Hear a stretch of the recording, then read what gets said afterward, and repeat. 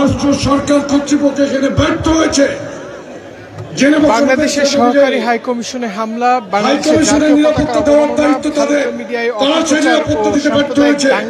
আমি তীব্রভাবে তাদের এই ঢাকা টু অবহেলা আগরতলা অভিমুখে এবং যে এই বিএনপির 3 সহযোগী সংগঠন যুবদল, স্বেচ্ছাসেবক দল এবং ছাত্র দলের আজকের লং মার্চ সেটি ইতিমধ্যেই আখাউড়া সীমান্তে এসে তাদের অবস্থানটি নিশ্চিত করেছে। যেমনটি দেখছেন যে হাজার হাজার মানুষ নিয়ে আজকে বিএনপির কেন্দ্রীয় কার্যালয়ের সামনে রুহুল কবির রিজভীর নেতৃত্বে এই সমাবেশটি হয়েছে এবং সমাবেশ থেকে তাদের যে উদ্বোধন, সেই উদ্বোধন পরবর্তী সময়ে বিএনপি নেতাকর্মীরা হাজার হাজার মানুষজন নিয়ে তারা যাত্রা শুরু করে। আমরা যেটা দেখছি যে এখানে একটি স্কুল মাঠে তাদের যে অবস্থান, দুঃখিত, এখানে একটি মাঠে তাদের যে সমাবেশ, ছোট্ট সমাবেশ করে তারা আখাউড়ার অভিমুখে তাদের আজকে যে লং মার্চ সেটি সমাপ্ত করবেন বলে জানা গেছে। এবং ইতিমধ্যে যেটি দেখছি যে সড়কে হাজার হাজার নেতাকর্মীদের ঢল রয়েছে, পাশাপাশি অনেক মিছিল এখনো এই স্থানে পৌঁছাতে পারেনি, কারণ প্রায় 2 থেকে 2.5 হাজার গাড়ি নিয়ে তাদের আজকে যে যাত্রা শুরু হয়েছে। ইতিমধ্যে আজকের এই অনুষ্ঠানে আব্দুল মোনায়েম মুন্না তিনি বক্তব্য রাখছেন, আমরা তার বক্তব্য শোনার চেষ্টা করব। রক্তচক্ষুকে ভয় পাই না, আমরা ভারতকে একটি বার্তা দিতে চাই। আপনারা আমাদের প্রতি যে ধরনের বিগত 15.5 বছর শেখ হাসিনা সরকারকে আপনারা আশ্রয় দিয়েছেন, প্রশ্রয় দিয়েছেন, এখনো এই ফ্যাসিস্ট হাসিনা আপনাদের দেশে অবস্থান করছে।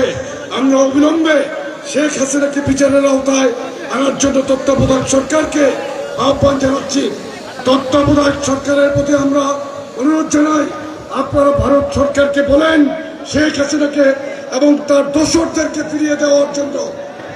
এদেশের প্রচলিত আইনে আন্তর্জাতিক ট্রাইব্যুনালে এই যে জুলাই আগস্টে প্রায় 2000 শহীদ হয়েছে, 2000-এর অধিক, এর মধ্যে আমাদের দলের প্রায় 2 শতাধিক নেতা কর্মী শহীদ হয়েছে।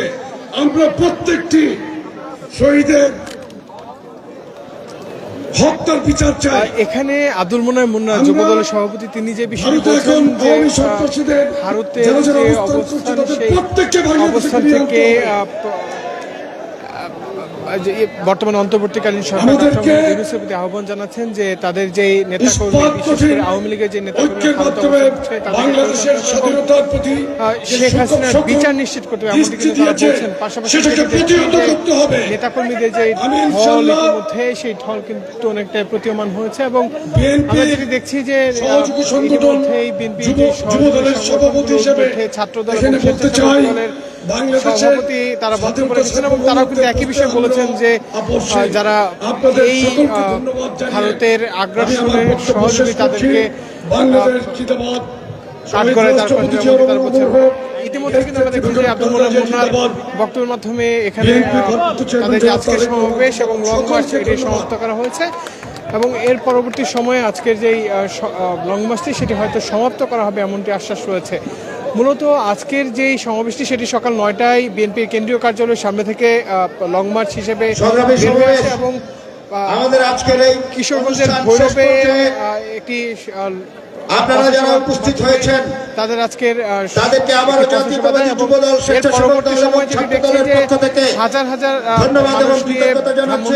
কিশোরগঞ্জ আমাদের মাঝে উপস্থিত আছেন ঢাকা মহানগর দক্ষিণ বিএনপির লং মার্চ সেটি সদস্য, এই এলাকার কৃতি সন্তান নাদিয়া পাঠান পাপন, আমাদের এই ব্রাহ্মণবাড়িয়ার আরেক কৃতি সন্তান, ঢাকা বিশ্ববিদ্যালয়ের সাবেক ছাত্রনেতা, যুবদলের সাবেক যুগ্ম সাধারণ সম্পাদক তরুণ দে, আমাদের এখানে উপস্থিত আছেন এই এলাকার ব্রাহ্মণবাড়িয়ার কৃতি সন্তান সাবেক সহ সাধারণ সাংগঠনিক সম্পাদক, সহ সাধারণ সম্পাদক যুবদল ভিপি তাজুল ইসলাম। ঠিক অনেকটা বলা যায় যে এখান থেকে প্রায় 1 কিলোমিটারের মধ্যেই রয়েছে ভারতের সীমান্ত এবং প্রত্যেকটি সীমান্তকে নিয়ে আমরা যদি বলি যে ছোট আকারে সমাবেশের যে মিছিল নিয়ে তারা এখানে এসে জড়ো হচ্ছেন এবং এখানে যেটা দেখছি যে মিছিল আকারে তাদের যে অবস্থান হাসানুর রহমান হাসান এখানে মূলত তাদের স্লোগান রাখছেন দিল্লি না ঢাকা, ঢাকা ঢাকা। এর পাশাপাশি বলছেন ভারতীয় আগ্রাসন মানি না, অর্থাৎ ভারতের যে নানা ধরনের আগ্রাসনী কার্যক্রম সেটিকে তারা এখান থেকে বয়কটের যে ডাক সেটি তারা বলছেন। এবং